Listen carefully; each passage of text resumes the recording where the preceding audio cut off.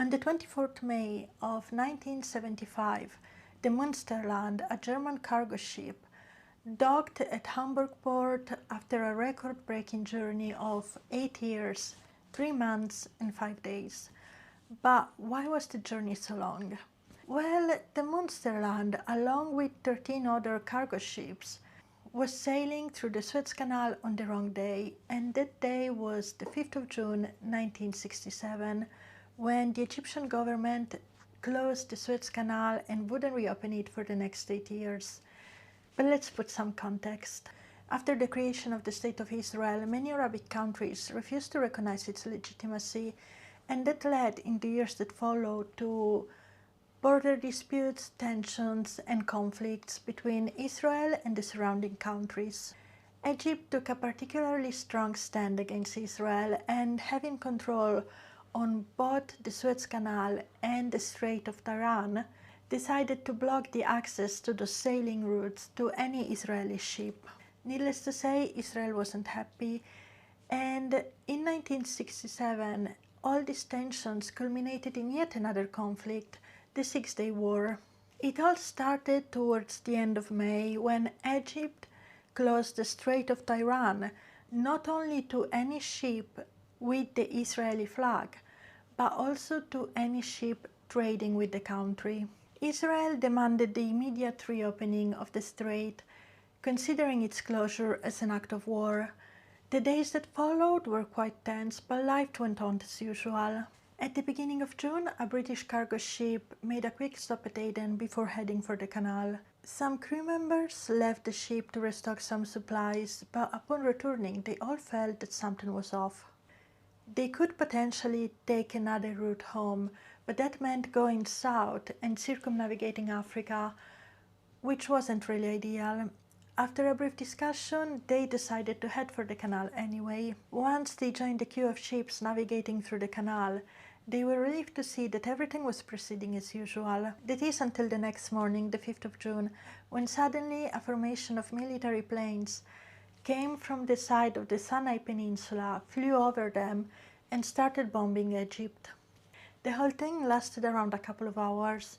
The planes kept flying back and forth, bombing the same spot over and over again, while the crew on board of the ships stood there watching.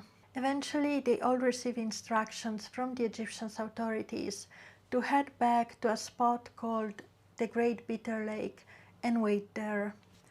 While waiting, they realized that both the north and the south exit were blocked, meaning they were trapped. Stranded literally in the middle of a conflict, they were also forbidden to communicate with anyone. Back then, the only technology that they had for communications was the radio, but because of the sensible situation they were in, Egyptian authority didn't really want them to have any external communications. In the end, the war only lasted 6 days, but Israel took over the Sinai Peninsula, deploying their troops there and taking control of that side of the canal.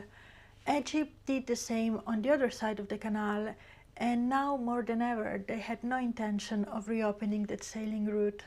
So again, the ships waited. There were negotiations with the Egyptian government to allow them to finish the journey, but they didn't lead to much. Eventually, it was agreed that part of the crew could return home, leaving behind just a skeleton crew large enough to operate the ship in case they were allowed to leave. As time went on and no progress was being made, the crew on board was allowed to change every few months, so each person could spend some time home. Surprisingly, the sailors didn't mind their shifts in the Great Bitter Lake. They understood early on that since they were all trapped together, they should make the best out of it. So they became a community, helping each other out, exchanging goods and foods, and forming friendships.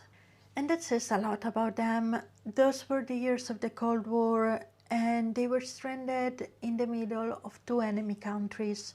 Yet these random people coming from West Germany, Poland, United Kingdom, US, and many other countries put all their differences aside and learned to live together. These cargo ships were transporting all sorts of goods from Asia and Australia, so they had plenty of food like frozen meats, fish, canned fruit, this, and of course alcohol. One sailor even raised the question of what would future archaeologists think when excavating the area and finding all the empty bottles, estimating that over 1 million bottles of beer might have been dumped in that water. To encourage and promote a sense of community, they created the Great Bitter Lake Association, which acted as a sort of social committee. They had a different activity planned every week, and many ships took on a role. For instance, on one ship they created a football pitch, while on another they had a gym. There was a ship that held a Christmas party and one that served as a sort of a medical center. In 1968, the Olympic Games were taking place in Mexico, and so the Polish crew came up with the idea of holding their own Olympics. So they got to work to organize the event. They held various games like weightlifting and high jumping competitions, football games and sailing races, and they even created and painted medals for the winners. The only way that they had to keep in touch with their families and friends at home was by letters. Since they didn't belong neither to Egypt nor Israel, the Great Bitter Lake Association created their own range of stamps. They had different designs, all painted by hand, and some special editions for events like the Olympics. The stamps weren't really valid, but they were put on the envelopes anyway, along with the official Egyptian stamps. On top of all these activities, the skeleton crew had work to do.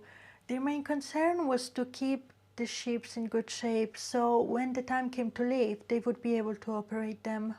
For instance, they would regularly paint the metal surfaces to avoid any rust, check regularly the electrical appliances to make sure that everything was working properly, and remove the dust coming from the desert and the sandstorms, which gave the ships a yellow look, and that's actually where the name Yellow Fleet originated from. Probably the most essential task was to keep the engines alive, so every now and then the ships would sail around the lake before returning to their spot.